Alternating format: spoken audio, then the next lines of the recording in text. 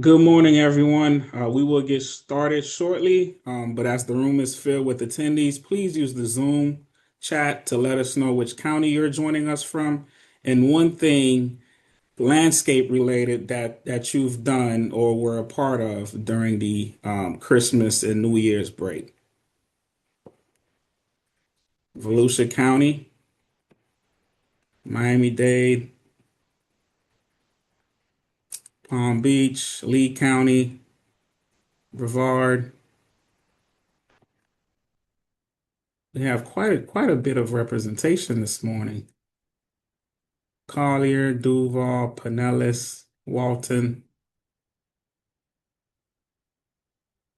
So again, good morning, everyone. If you are just now joining, we are taking a few minutes just to jot down in the chat option below on which county you are joining us from today, and if you would like to share one thing that you were a part of, landscape related, during the Christmas and New Year's break over the holidays. Keystone Heights.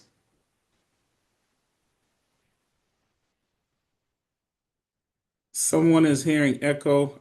Becky, I don't know if you want to take a look at that for us before we get started. Someone just mentioned echoing.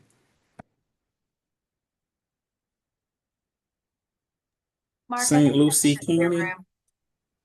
Come again? I think it's just your room. Because you don't have a direct mic on. It's just the room is a little echoey. But if it's still a problem, they can direct message me and I'll help them. Okay, thank you for that. We apologize for the echo. I will try my best to minimize that for you. Clean out dead debris over the holiday. That's fantastic. A little bit of cleaning before the New Year's. That's awesome. It is now 10:03. We will get started in maybe another minute or so. In the meantime, again, we are asking you to share with us where you're joining us from and one thing that you did landscape related over the holidays. I see some people did some end of the year cleaning, preparing for the New Year's. St. Lucie County dug up 50 seeding native trees. Uh, just working. Chuck from Hillsborough. Fantastic. And if you are hearing echo, we apologize in advance. It's just me. I will not have the floor for the remainder of the webinar session today. But I am trying my best to minimize that for everyone.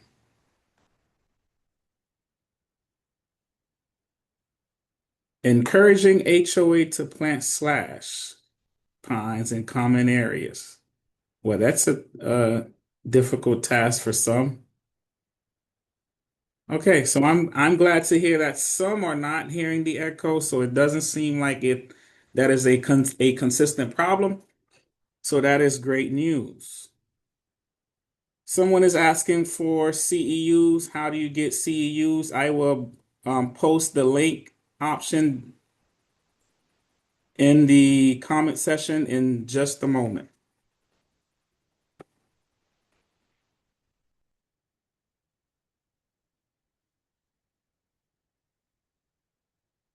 So again, good morning and welcome to the Florida Friendly Landscaping Professional Webinar Series.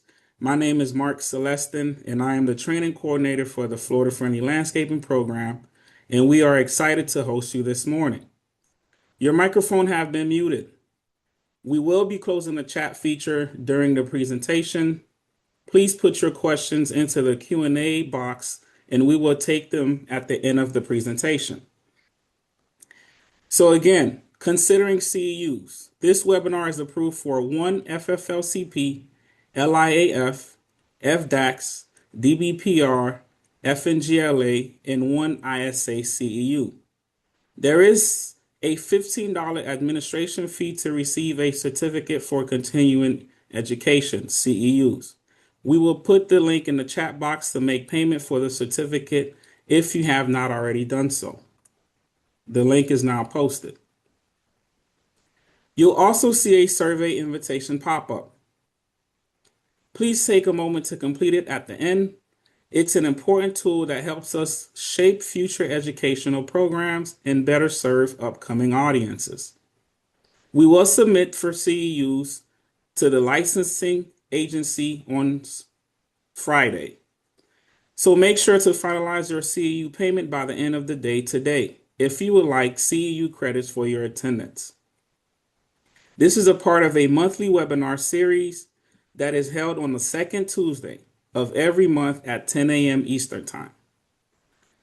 Our next regularly scheduled webinar after today will be February 10th with guest speaker Cody Smith, who will present on the topic Native Landscape in Everyday Life. So mark your calendars, please.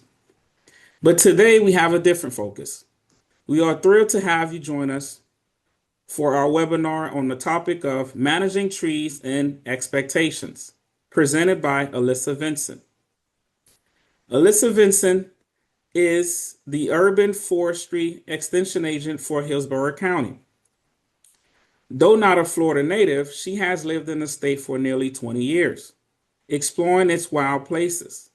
She offers tree-related programs to residents and professionals throughout Southwest Florida. When she's not working, you'll likely find her in the branches of a nearby canopy. Collection at the Florida Museum of Natural History. Alyssa manages the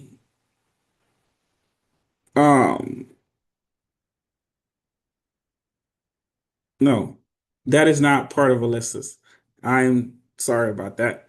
But the nearby canopies, trees, and everything of that sort is Alyssa's sanctuary. So please help me to welcome Alyssa Vinson. Thank you so much, Mark. I'm happy to be here today, talking to everyone. And I know that there's a broad range of folks in the audience. So we probably have folks who engage as Master Gardener volunteers in their communities. We have folks who are professionals who are working in the field of either landscape architecture, landscape management, or even arboriculture. If you are in the arboriculture field, you're going to be fairly familiar with some of the topics that we're going to cover today, but I'm going to go ahead and get my presentation set up and get it set in presentation mode. There we go. All right, so when I was asked to do this presentation today, I thought it was a really fortuitous time to talk about how we manage trees, but not just trees, also how we manage kind of community expectations around trees. As Mark mentioned, I am the Urban Forestry Extension Agent that's based in Hillsborough County. I'm also a PhD student through the School of Natural Resources and Environment, and my advisor is Dr. Andrew Kozer. In my work as Urban Forestry Extension Agent, I provide programs not only to the public, but also to communities, community associations, and professionals in the field.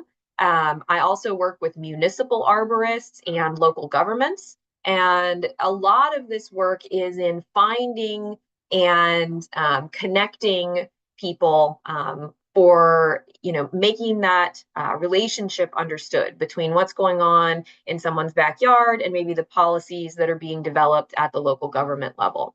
And so I've been in this role now for almost 2 years. Prior to that, I was a Master Gardener Coordinator, and I've worked in a few different counties for IFAS Extension. So I've been with Extension for a while. And one of the things I know about Extension is that we do a really good job of doing our work, but we don't always do a great job of letting everybody know about the great work we do. So I love this opportunity and this platform to get a chance to talk to everybody.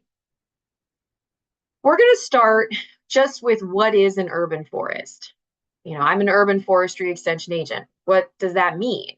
Well, an extension agent is someone whose job is to provide research-based information in the community in a way that changes behavior related to a certain area of focus, right? And my area of focus is urban forestry. Urban forests are the trees and landscapes that are within the built environment. Could be remaining trees from prior to development, remaining landscape. It could also be trees and plant material that are purposefully selected and installed in the urban environment. But on a more complex level, an urban forest is also the relationships among humans, trees, wildlife, landscapes, the built environment, water resources, nutrients, right? All of these relationships play into what an urban forest is and how we approach managing an urban forest. And so when we're talking about, okay, community canopy, urban forests, how can we manage expectations and tree issues in communities? We first have to understand what we mean by community, right? When we use the word community, it can loosely mean just a group of people with a common goal or a common interest, right? But in this case, we're specifically referring to communities that have definitions in the state law. So these are planned unit developments. They're non-governing necessarily, but they can help facilitate that initial development of a piece of property within kind of this broad category. We have all kinds of different state and local laws that can apply. So we may have state wetlands protections. We may have earth moving requirements. We may have zoning codes. We may have comprehensive plan requirements in different counties or municipalities. And so within all of these areas, we have different layers of governmental oversight that feed into what can and can't be done within these community boundaries. There are more specific organizations within those communities or ways communities are organized. CDDs are a governmental entity. These are organized to facilitate the funding of community-wide projects, and they're often governed by a 5-member board, which is initially appointed by the developer and then it's elected by residents. CDDs can work with HOAs. You may also have an HOA, which is a non-governmental governing body of a community. Might operate with a CDD, might not. HOAs are going to have a code of covenants that are going to provide requirements, restrictions, recommendations for how their community looks and feels, right? COA is basically the same thing as an HOA, but for condos, and it's subject to different requirements due to building maintenance. Recent laws related to COAs require them to have a certain amount of funds available so that they can pay for the necessary upkeep of their internal building structures, right? NA is just a neighborhood association. This can be voluntary and non-regulatory. You can also have special districts like CRDs, community redevelopment districts. All of these different kind of designations can influence what's happening in that geographic region, right? But one of the things I want to stress with HOAs, COAs, CDDs, right? These organizations came about as a way to kind of maintain homogeneity within a certain development, right? The goal is we want this area to look and feel a certain way. So we're going to have a governing system to keep this area looking and feeling a certain way, okay? And something that has come out of the Foundation of Community Association research at the national level, they look at kind of trends in HOAs across the country. And in Florida, as we have new developments coming along all across most of our counties, especially in Southwest Florida, Southeast Florida, and also in Northeast Florida, we see that 80% of all of these new developments are in a neighborhood with an HOA. Okay, so this is a huge number of residents are living in homes where they're governed by an HOA. So how do they manage? They use codes, covenants, and restrictions, which are the what, right? This is what's going to happen. These are filed with the state. They are difficult and expensive to change. Now, bylaws are a little bit different. You may be familiar with bylaws in some of the other organizations that you that you work with. Bylaws are just the how. They're how are we going to get the what done? So if you tell me that all the houses are going to be painted blue, the bylaws are going to say how we're going to do that, right? And the bylaws can be modified and changed by a vote of the residents. You may also have additional rules and regulations, which are additional procedural documents outlining anything that's not included elsewhere, right?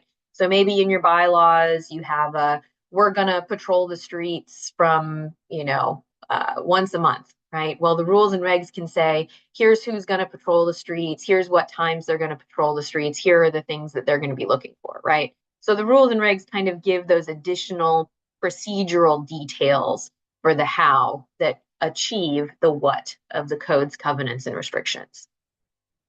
Now, HOAs have, there's a lot of news about HOAs. There's a lot of legal implications.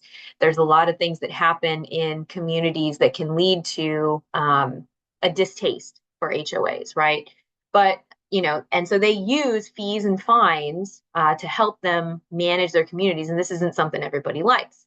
One of the things I would say just before everybody gets up in arms against HOAs is that when they buy their house, they do know that they're buying a house in an HOA, right? And they have a monthly fee that they pay, and those fees go to help maintain their community. They liked that community. They bought that house because they liked the way the neighborhood looked, felt, etc., right? And that's what those fees go to help manage. Fines are where the HOA is able to assess a fine against a property if someone is consistently going against those codes, covenants, and restrictions. That what, right? There's also a lot of social pressure in communities where the aim is to maintain homogeneity, right? You want your yard to look like your neighbor's yard. They want your yard to look like your neighbor's yard. They want your trash can put in the same spot as everybody else, right? There's a lot of social pressure within these communities.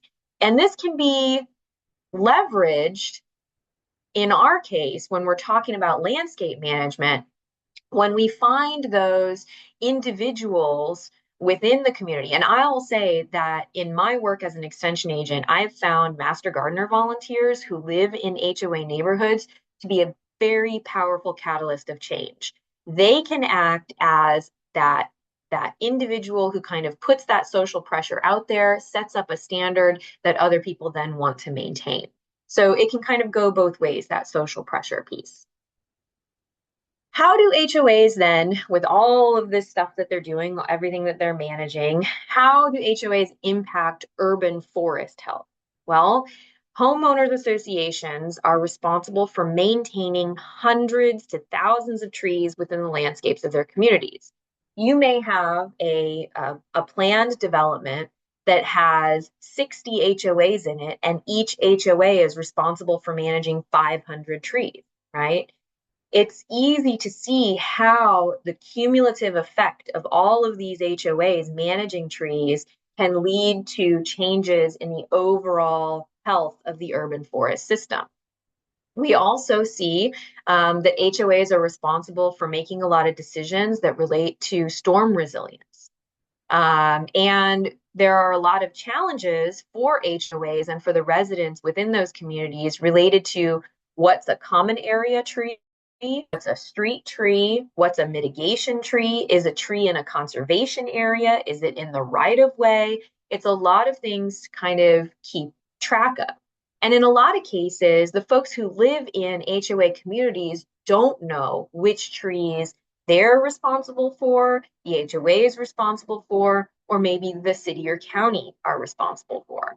So we need to do a lot better job of communicating all of those different designations on trees in communities. Here are just some examples of some of the challenges that we run into in HOA communities. Obviously, you can have trees tipping over in individual residential lots as well.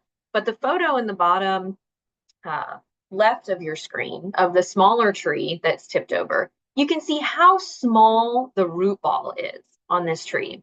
It was planted in a highly compacted area that also happened to be a dry retention.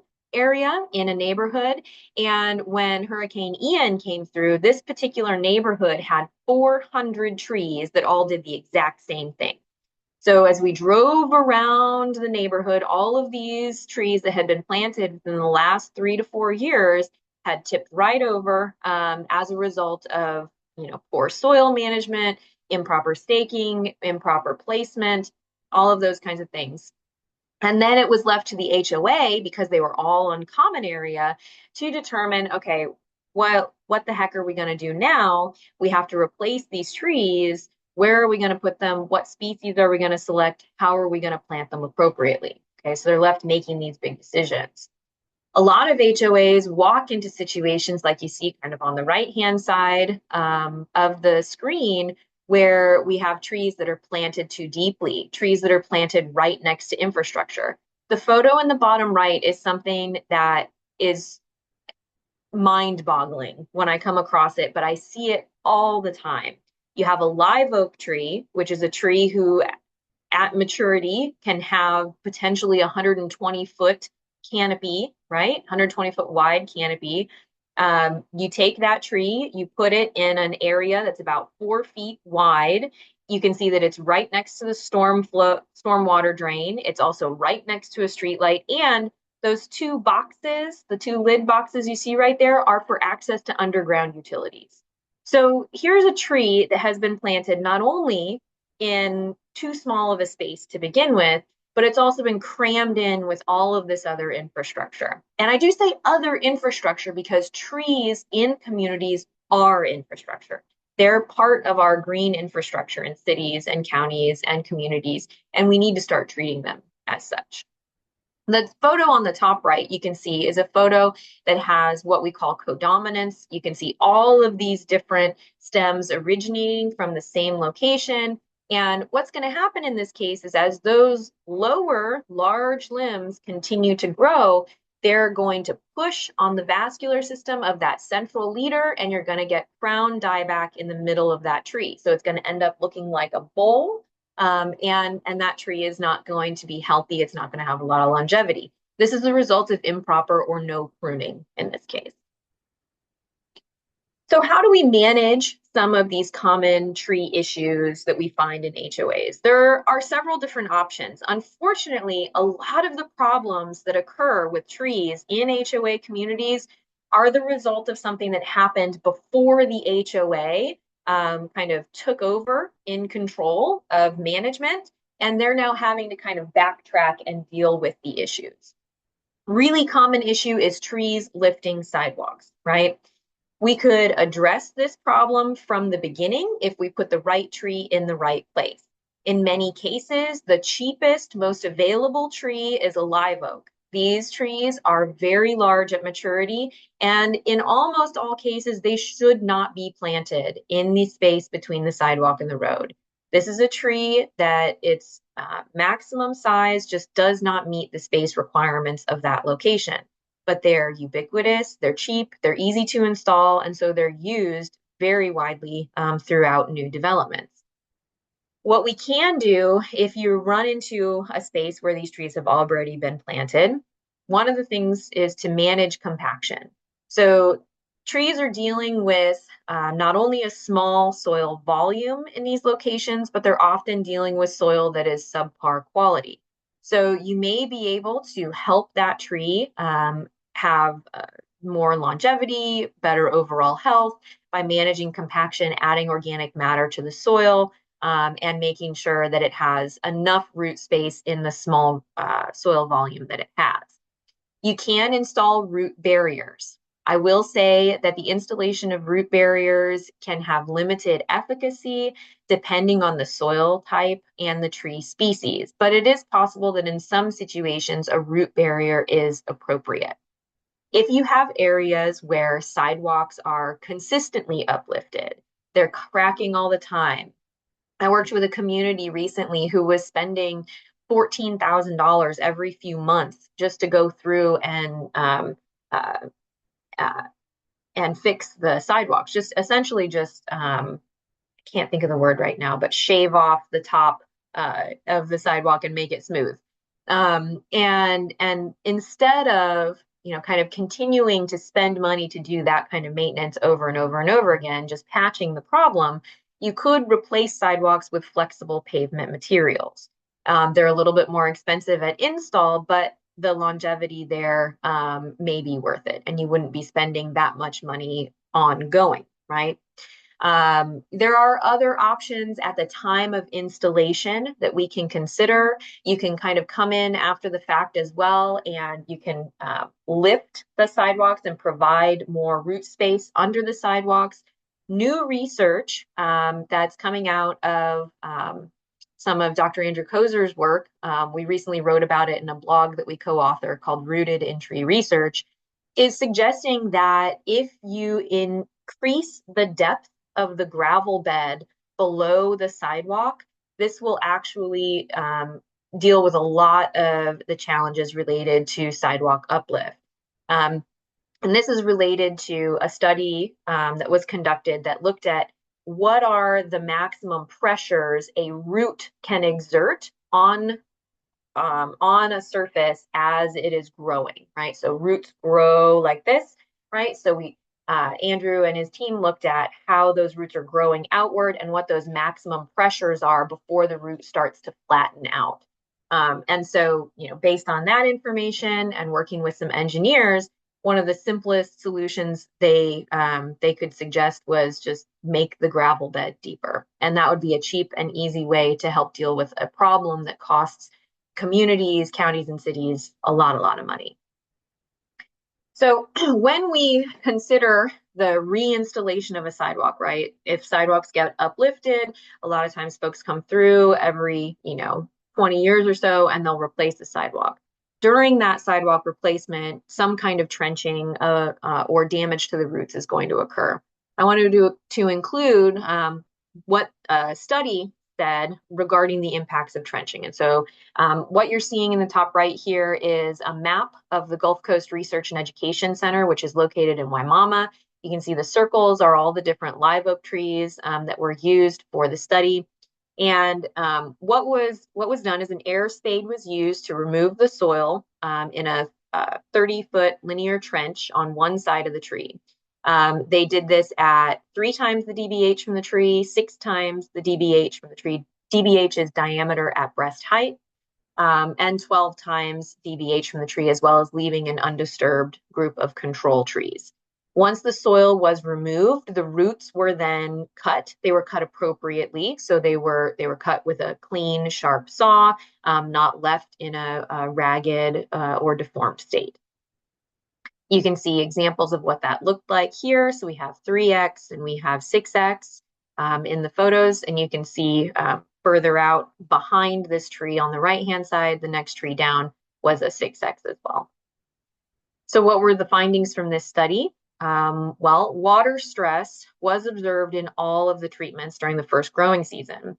But for those trees that were trenched closer to the trunk, so only 3 times the DBH, that water stress persisted over a year later. So the ultimate takeaway from this study is that long-term water stress is avoided when trenching occurs 6 times the DBH or more away from the trees. One thing to note in this study is that Hurricane Irma did come right over top of these trees during the course of the study, and none of them fell over. But what can we learn from this related to sidewalk installation or replacement, right? If we have trees that are in 5-foot wide areas and they're a 6-inch, wide, 6-inch DBH tree, there's almost nowhere within that root zone that we can do trenching that's going to minimize water loss and water stress on that tree over time. Another issue that I see ubiquitously throughout communities is trees planted too deeply. And again, this is an issue that happens when the trees are planted. One of the nice things about HOAs is that they can plan for replacement, and they do have a lot of planting that they do as the community grows and changes, trees come down in storms, etc. But if we are controlling kind of the conditions at planting, remember that trees settle after planting. We don't want to bury the root ball. A lot of times these trees get planted about 4 or 5 inches too deep, and then additionally, mulch is piled on top of the root ball and against the trunk of the tree. I go out to communities all the time where I just see a straight up and down, looks like a lollipop inside of a nice mound of mulch, right? This is going to cause moisture to be held too closely to the trunk of the tree over top of the root flare. It's going to suffocate the tree. If you combine this with compacted soil and a faulty irrigation system, now you're dealing with a tree that's sitting in a pool of water, and you're going to see tip dieback and eventual failure of that tree. So if you have this situation in your communities, one of the first things you can do is to stop applying more mulch on top of the root ball, right? Remove that mulch or soil and uncover the root flare. If the trees are newly planted within the last year or so, and you can tell that they have not successfully established, right? This is an opportunity to replant them at the correct height. Hire somebody to come in, lift the trees up, and get them at the correct height. You can potentially need to use an air spade to expose the root flare and then prune to remove any girdling roots that may have been the result of that tree being planted too deeply. Another common issue in trees and communities is poor or no structural pruning. Trees in a forest don't need us to come out and prune them every 2 to 3 years. But trees on a sidewalk are going to grow in a way that is going to cause issues for folks walking underneath the trees or for cars driving on the road, right? We have to recognize that in some cases, we have to prune the tree in order to address clearance and safety issues, right? And so in our urban environments, we really should start a structural pruning plan on those trees at planting.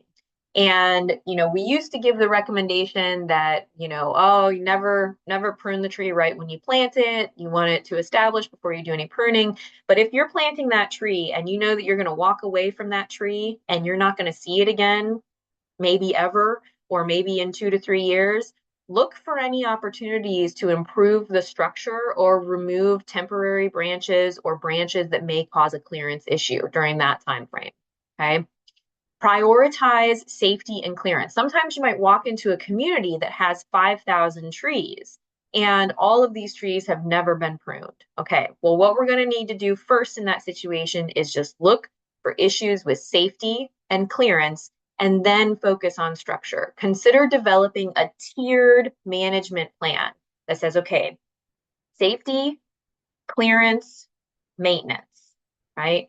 And then you can focus on that structural pruning as you correct for inaction over time. Ideally, in these urban environments, particularly with street trees, you want your structural pruning to develop a dominant leader and remove any subordinate or competing stems. Okay, so you want to remove them, or you want to do reduction pruning on those competing stems so that you push growth into that dominant leader. In all cases, if you are either conducting the pruning or you're responsible for developing the contract for somebody to come in and do pruning, you should insist that all pruning follows our ANSI A300 standards, which are the industry standard for pruning that we use here in the United States.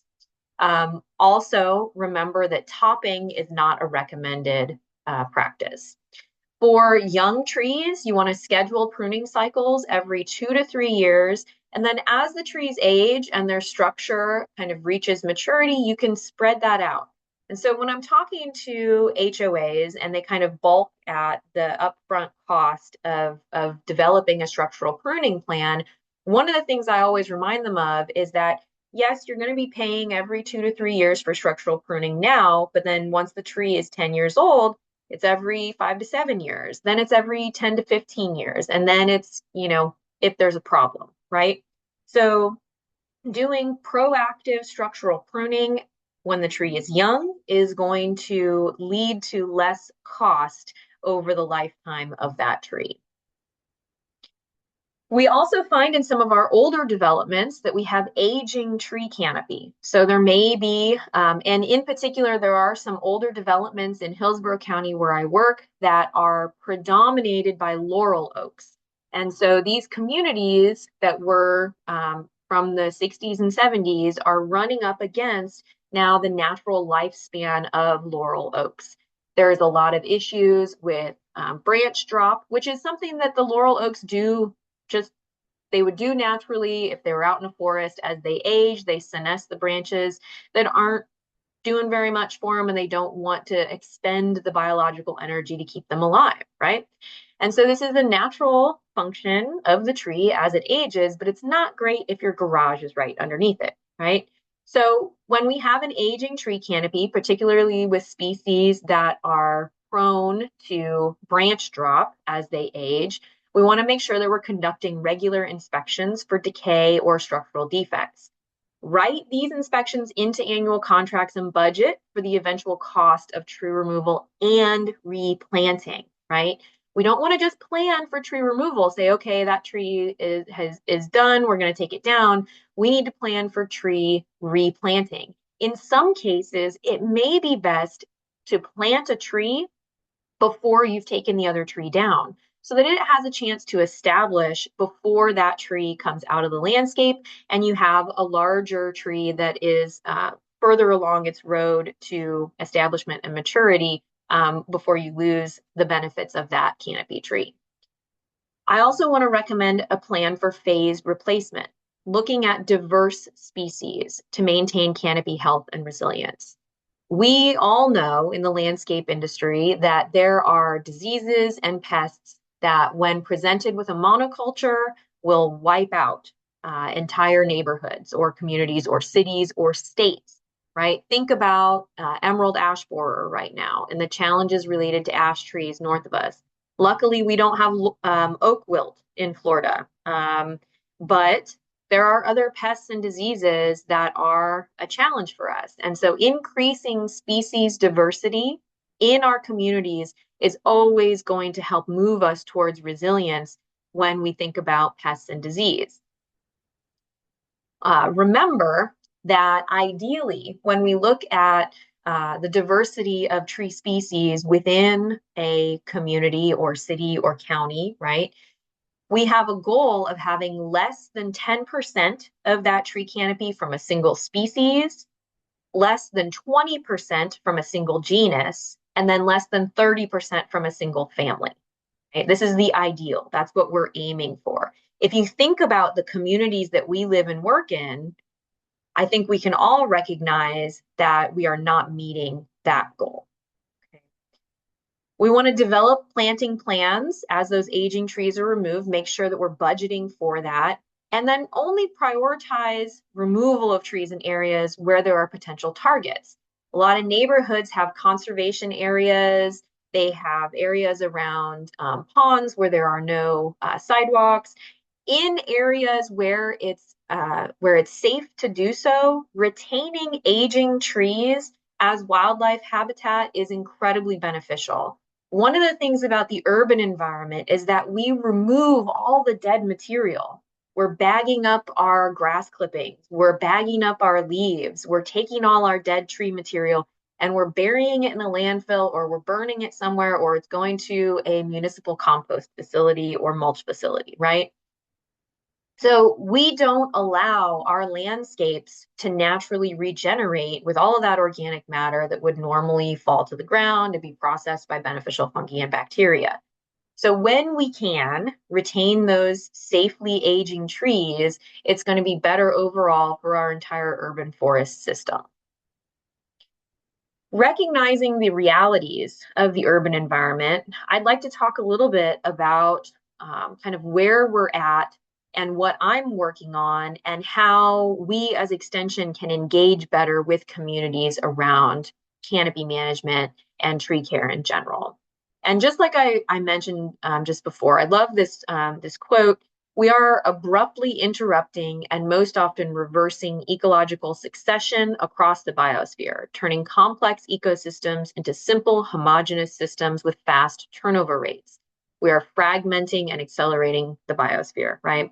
And so when we think about the land surface changes that have to happen in developed communities, when we think about the ways we use water, the ways we use additive fertilizers, the way that we don't allow trees to age out and die, and we don't allow trees to reseed, right? Trees, we pluck those little acorn seedlings out of our yard because they're not growing in a good place for us, right?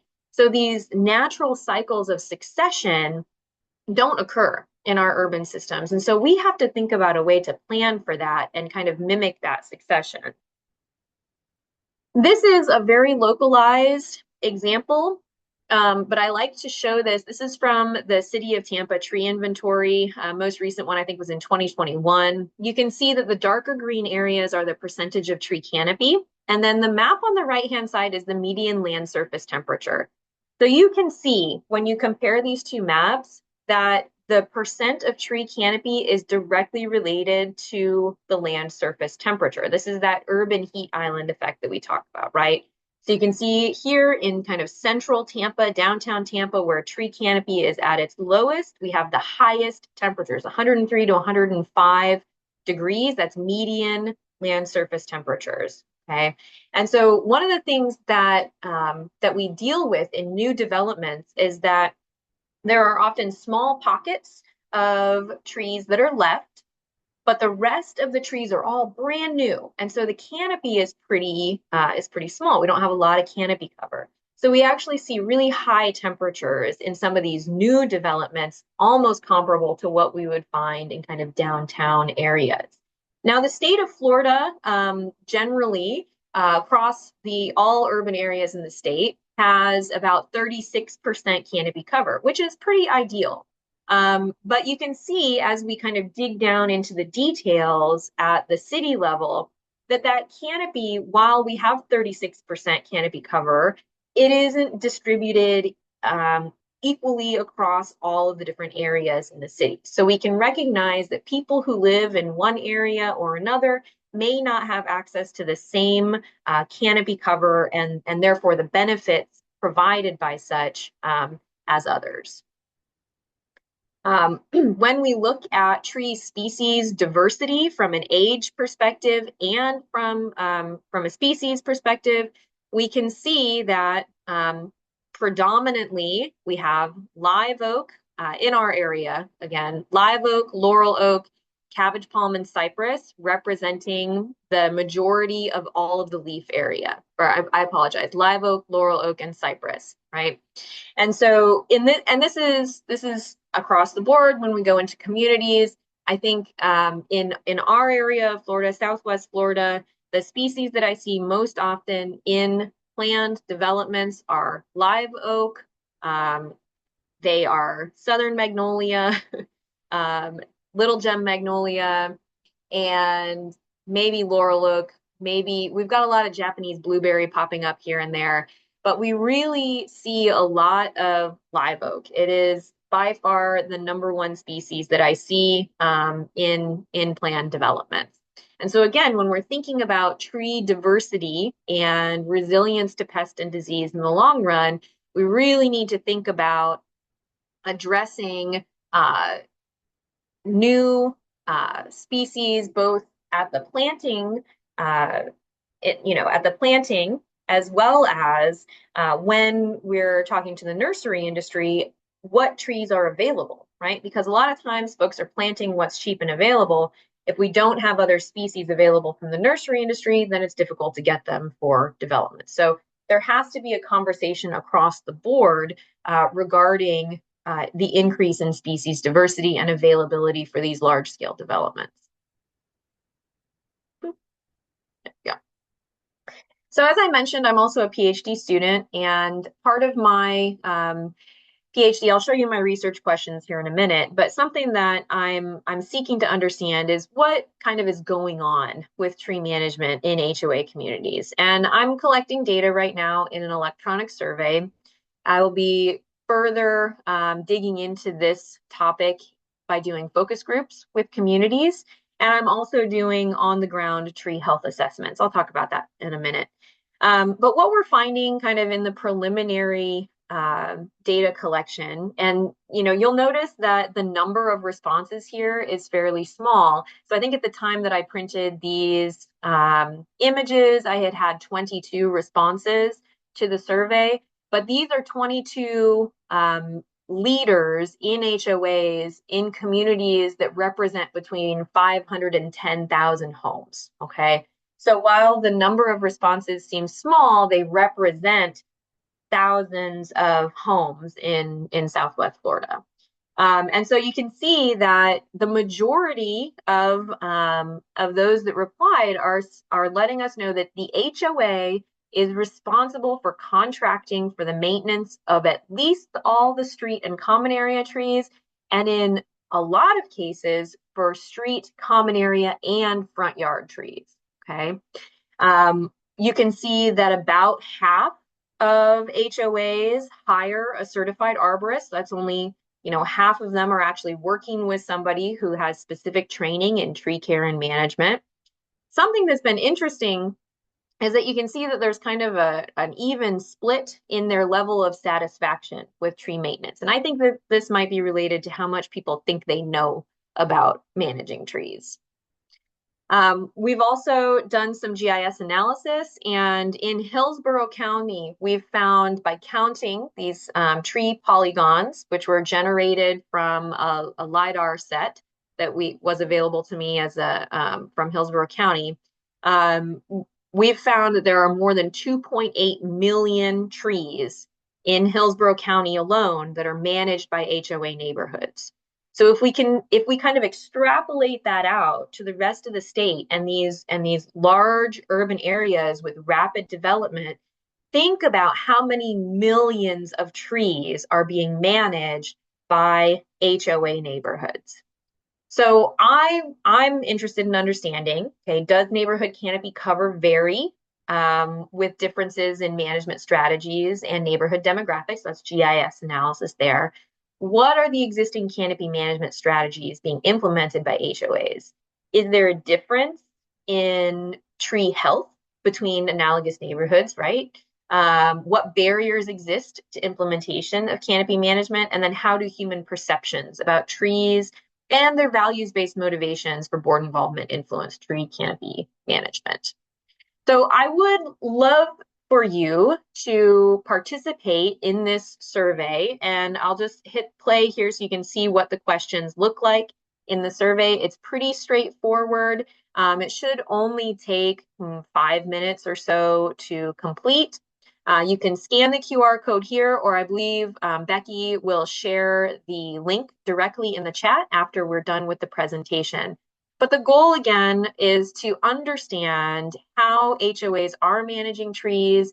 And the eventual goal then for me as an extension agent is to help figure out what can we do to bring industry professionals, communities, extension professionals together so that we can have a better canopy outcome for all neighborhoods.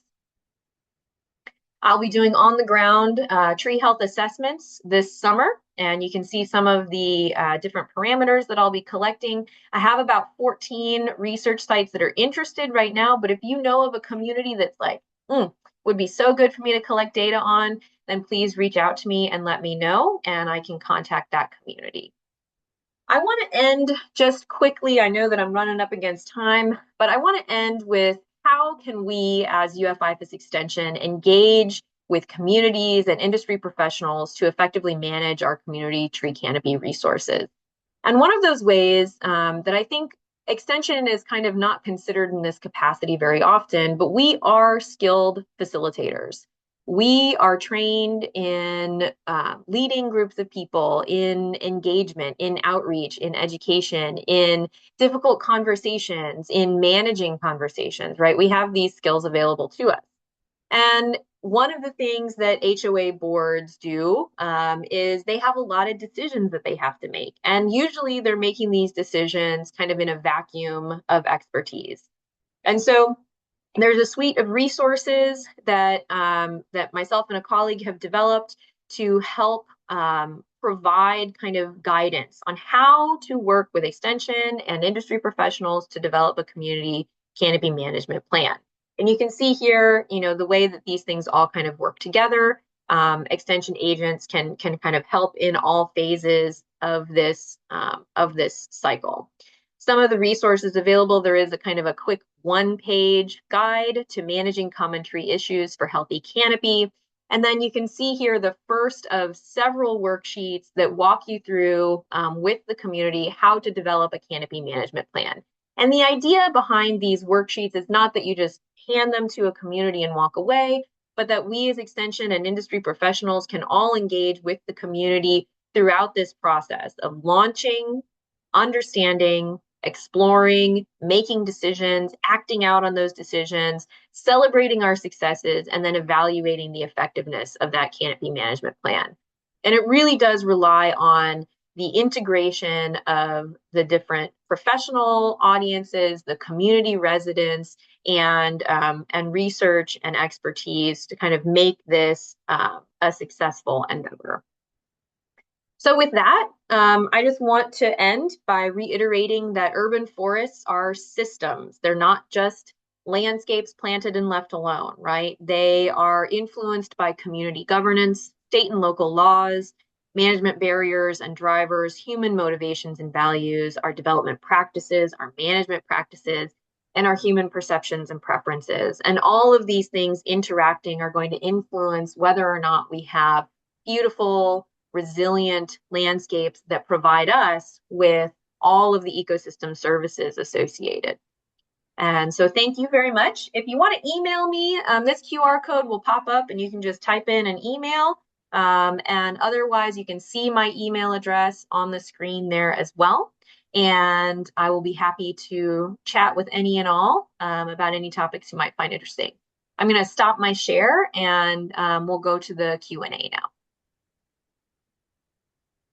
Thank you so much, Alyssa, for a wonderful presentation on trees and expectations. We have a few minutes left to address some of the questions we have here on the Q&A section. The first question is, would the research and data for that study that was completed for the root growth and the max pressures exerted on infrastructure be available or shareable? Yes, so if you look on the IFAS blogs, Hillsborough County's blog page, we do have an article. Andrew just wrote that and posted it a few days ago, I think. And if you look, I think it's tagged as Rooted in Tree Research. You'll find all of those blogs related to some of those smaller projects that Andrew and the lab, the COAs lab, are working on. Thank you so much. We have another question here from Maureen Phillips. Is there a safe height to leave a snag? Example, ADO pecan had rot.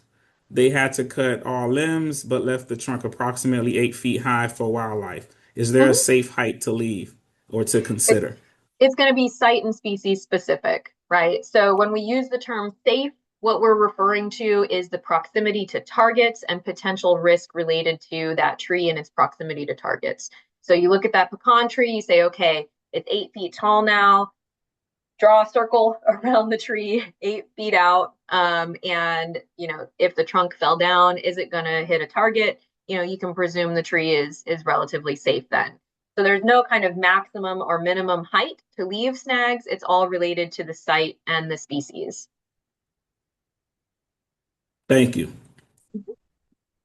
We have another question here from Darlene Harris. It says, can you provide a link to a list of trees that would be suitable for achieving the formula of less than 20% same species, 30% same genus, and 40% same family? And do you have sample models for this type of planting in communities and cities? There are some good examples. I'm trying to think. There would be some planting plans that we could share. I would also recommend the city of Tampa has a really wonderful, their tree matrix is a really great tool that you can use to look at a wide range of species. It has everything from their soil volume requirements to their maximum height, their growth rate, what kind of sun they need, their pH limitations. It's really quite a robust body of information. So if you're looking for kind of a resource to model after, I would suggest looking at that Tampa tree matrix. And then if you need help, kind of thinking about your specific region and what trees might fit well in a development based on that recommended percentage, just reach out to me and we can kind of spitball some ideas. Certainly. Thank you. We have just a few minutes here. We will address maybe maybe three questions. Do you know of any statistics or studies that shows the monetary value of proper tree care and maintenance? Sure. So there's a study from U.S. Forest Service, I think. And I think it's a NOAC study that shows that we have every dollar spent on tree care returns $1.80 in benefits. Thank you for that.